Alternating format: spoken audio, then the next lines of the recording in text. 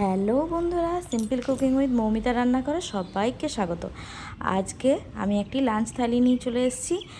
আগের আপনারা লাঞ্চ থালিগুলি আমার অনেক পছন্দ করেছেন, তাই আজকে আবারও আরেকটি লাঞ্চ থালি নিয়ে চলে এলাম। তো চলুন দেখে নিই কী কী আছে লাঞ্চ থালিতে।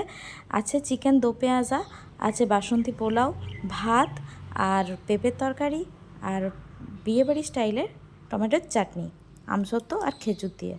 তো প্রথমে চিকেনের যে দো পেঁয়াজার রেসিপিটা আমি বানিয়েছি, সেটা চিকেনটা প্রথমে ভালোভাবে ধুয়ে আর আমি দই মাখিয়ে রেখে দেবো কিছুক্ষণের জন্য।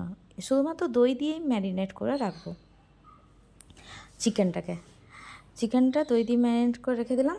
এরপর টমেটো কেটে নিয়েছি, আগেই আমসত্ত্বটা কেটে নিচ্ছি। এরপর আমসত্ত্বটা কেটে অনুষ্ঠান বাড়ির স্টাইলে আমি চাটনিটা বানিয়ে দেখাবো। আর এই যে লাঞ্চ থালিটা আপনারা দেখলেন, এটা আমার বাড়িতে আমার ভাসুর এসেছিলেন, ওনাকে রান্না করে খাইয়েছিলাম। উনি খুব প্রশংসা করেছেন আমার, যে এরকম চিকেন এর আগে কোনো দিন খাইনি, খুব ভালো লাগলো। এবং উনি যতটা না চিকেন খান, তার থেকে অনেকটাই বেশি খেয়ে নিয়েছেন বলে আমাকে বললেন।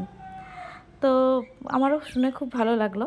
তো প্রথমে অনুষ্ঠান বাড়ির মতো টমেটো আমসত্ত্ব দিয়ে চাটনি, খেজুর দিয়ে চাটনি কীভাবে বানাই দেখে নিন চলুন। প্রথমে কড়াইয়ে সরষের তেল দিয়ে দিলাম, দিয়ে দিলাম সরষে ফোড়ন, আর দিয়ে দিলাম একটা তেজপাতা, আর টমেটোটা দিয়ে দিলাম।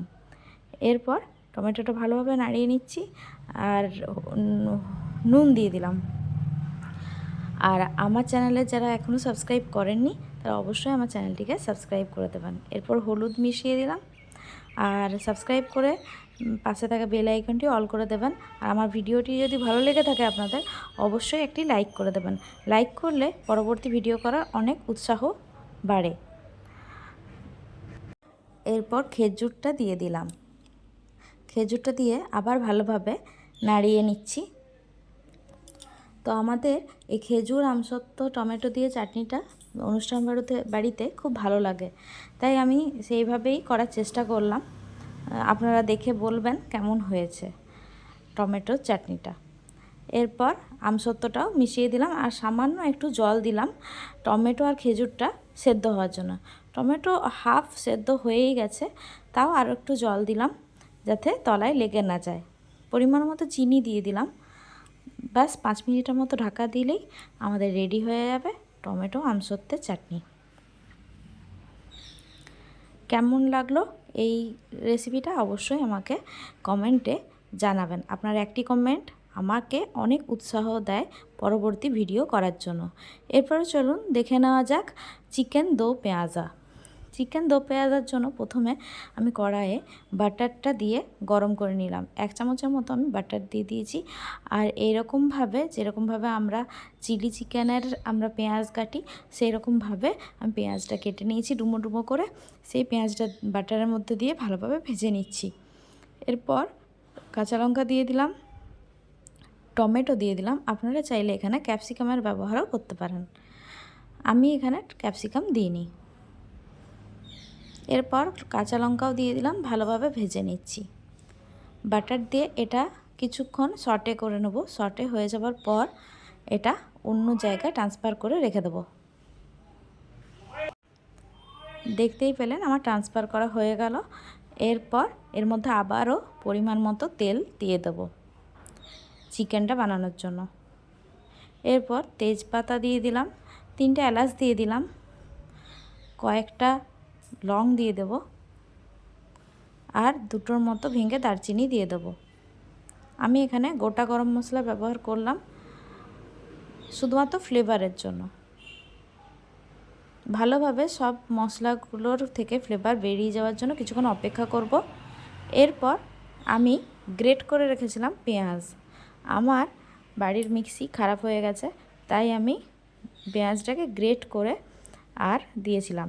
আগে আমি যখন ছোট ছিলাম, আমার মা ঠিক এই প্রসেসেই কিন্তু যে কোনো মাছ বা মাংস বা আপনার ডিমের ঝোল এইভাবে পেঁয়াজকে গ্রেট করে করতো। তো আমি ছোটোবেলার থেকে মাকে এরকমভাবে দেখে এসেছি। আর দেখুন বাসমতি পোলাওয়ের জন্য আমি কিন্তু চালটাকে ধুয়ে আর শুকোতে দেবো, তার জন্য ধুয়ে নিলাম চালটা। এরপর আদাটাকেও এরকমভাবে গ্রেট করে নিয়েছি, ওটাও দিয়ে দিলাম। এরপর যে দই দিয়ে ম্যারিনেট করা ছিল চিকেনটা সেটা মিশিয়ে দিলাম পেঁয়াজটা ভালোভাবে ভাজা হয়ে যাওয়ার পর। এরপর কিছুক্ষণ ঢাকা দিয়ে দেবো। এরপর দেখুন চিকেনে যেহেতু জল দেওয়া ছিল, এই দই দেওয়া ছিল, সেজন্য চিকেন থেকে অনেকটা জল বেরিয়েছে। তো আমার মাকে ছোটো থেকে এইভাবেই দেখেছি। আমাদের তখন তো ছোটোবেলায় মিক্সি ছিল না, এত মিক্সির প্রচলন ছিল না। আমার মা কিন্তু এইভাবেই করতো, আর টেস্ট আর স্বাদে কিন্তু কোনো পার্থক্য হতো না, খুব ভালো লাগতো টেস্ট। এবার রসুন আর আদা জিরে বাটা আমি দিয়েছি, এটা আমি শিলনোড়ায় বেটে দিয়েছি। এরপর যে বাটার দিয়ে ভেজে রেখেছিলাম টমেটো পেঁয়াজটা আর কাঁচা লঙ্কাটা, সেটা দিয়ে দিলাম। আমি এখানে গোলমরিচের ব্যবহার কিন্তু করিনি। লবণ দিয়ে দিলাম পরিমাণ মতো, আর হলুদও দিয়ে দিলাম পরিমাণ মতো। আপনারা চাইলে এখানে গোলমরিচেরও ব্যবহার করতে পারেন। এরপর আবারও ভালোভাবে নাড়িয়ে চাড়িয়ে মিশিয়ে নিলাম। এবার আবারও 10 মিনিটের জন্য ঢাকা দিয়ে রেখে দেবো। 10 মিনিট পর চলুন দেখে নিই। দেখুন মাংসটা কিন্তু অনেকটাই সেদ্ধ হয়ে গেছে, আমার কষা হয়ে গেছে মাংস। এরপর আমার যেহেতু একটু জলের প্রয়োজন মাংসতে, তার জন্য মানে গ্রেভির প্রয়োজন, তার জন্য আমি পরিমাণ মতো জল দিয়ে দিলাম। এরপর আরও 10 মিনিট আমি যদি চিকেনটা ভালোভাবে ফুটিয়ে নিই, তাহলেই কিন্তু আমার রেডি হয়ে গেল চিকেন দো পেঁয়াজা।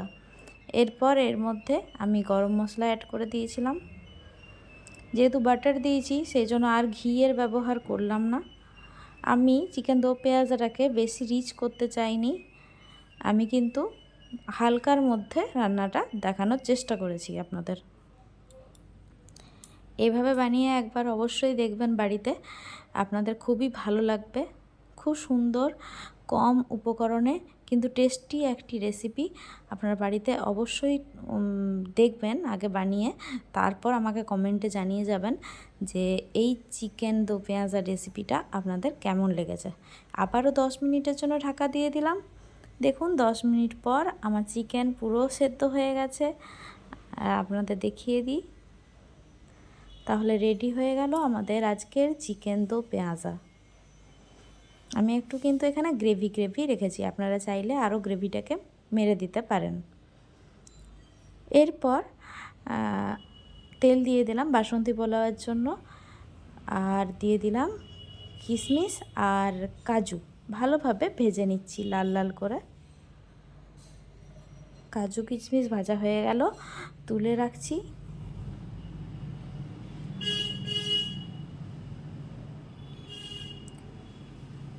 এরপর গরম মশলা গোটা দিয়ে দিলাম। ওই একই পাত্রে চালটা ভালোভাবে ভেজে নেব। যে চালটা ভিজিয়েছিলাম বাসমতি পোলাওয়ের জন্য, সেই চালটা এবার শুকিয়ে রেখেছি, আর সেটা দিয়ে দিলাম। ভালোভাবে ভেজে নেব চালটা, নাড়িয়ে চাড়িয়ে। এই বাসন্তী পোলাওয়ে কিন্তু চাল ভাজাটা একটি খুব ভালো একটি মানে টিপস আর কি। চাল ভালোভাবে না ভাজলে কিন্তু পোলাওটা কিন্তু সেরকম ঝরঝরে হবে না। এরপর বাসন্তী পোলাওয়ের মধ্যে দিয়ে দিলাম হলুদ। আমার কাছে যখন ফুড কালার থাকে না, আমি কিন্তু বাসন্তী পোলাওয়ে হলুদই ব্যবহার করি। এরপর জল দিয়ে দিচ্ছি। যে গ্লাসের মেপে চাল দিয়েছিলাম সেই গ্লাসের মেপে আমি ডাবল জল দিলাম, মানে 1 গ্লাস চাল তো 3 গ্লাস জল, এই 3 গ্লাস বলছি, 2.5 গ্লাস জল। এরপর কাজু দিয়ে দিলাম। এরপর একটুখানি আমি আদা গ্রেট করে রেখেছিলাম, সেটাও দিয়ে দিলাম। এতে কিন্তু পোলাওয়ের টেস্টটা অনেক বেড়ে যায়। এরপর ভালোভাবে ফুটিয়ে ওঠার জন্য হাই ফ্লেমে গ্যাসটা রেখে আর ঢাকা দিয়ে রেখে দেবো। দেখুন বাসন্তী পোলাও কিন্তু রেডি, ঝরঝরে হয়ে গেছে, আপনারা দেখেই বুঝতে পাচ্ছেন। আর যতটা জল দিয়েছিলাম পুরো জলটাই কিন্তু টেনে নিয়েছে। আর এই মুহূর্তে কিন্তু আমি সামান্য একটু নুন আর পরিমাণ মতো চিনি দিয়ে দিলাম। যেহেতু আমাদের বাড়িতে বাসন্তী পোলাওটা একটু মিষ্টি মিষ্টি পছন্দ করে সবাই, তাই আমি কিন্তু চিনিটা একটু বেশি দিয়েছি। আপনারা চাইলে চিনিটা কমও দিতে পারেন। দেখুন পুরো আমার জল টেনে নিয়েছে পোলাওয়ে। এবার এটা গ্যাসের ফ্লেমটা অফ করে আমি কিন্তু ঢাকা দিয়ে রেখে দেবো কিছুক্ষণ, তাহলে আমার রেডি হয়ে যাবে বাসন্তী পোলাও। আর একটা সিক্রেট মশলা বলে দিই, আমি এখানে শেষে একটু গরম মশলা ব্যবহার করেছি, যেহেতু নিরামিষ রেসিপি তার জন্য একটু যদি আপনারা উপর থেকে গরম মশলা ছড়িয়ে দেন পোলাওয়ের উপর, এর স্বাদটা কিন্তু আরও দ্বিগুণ বেড়ে যায়। আমি জন্মাষ্টমীর দিন এইভাবেই রান্না করেছিলাম বাসন্তী পোলাওটা, খেতে কিন্তু দুর্দান্ত হয়েছিল। হয়ে গেল আজকের পুরো রেসিপি বাসন্তী পোলাও, আর সাথে একটু ভাত করেছিলাম, করলা ভাজা করেছিলাম, সেটা দেখাইনি। আর একটু পেঁপের তরকারি, নিরামিষ পেঁপের তরকারি বানিয়েছিলাম, সেটা আমার চ্যানেলে অলরেডি আছে আপলোডেড, আপনারা দেখে নিতে পারেন। ভাইফোঁটাতে আমি বানিয়েছিলাম। তো আজকের মতো এখানেই শেষ করলাম। কেমন লাগলো অবশ্যই জানাবেন। Tata, bye bye.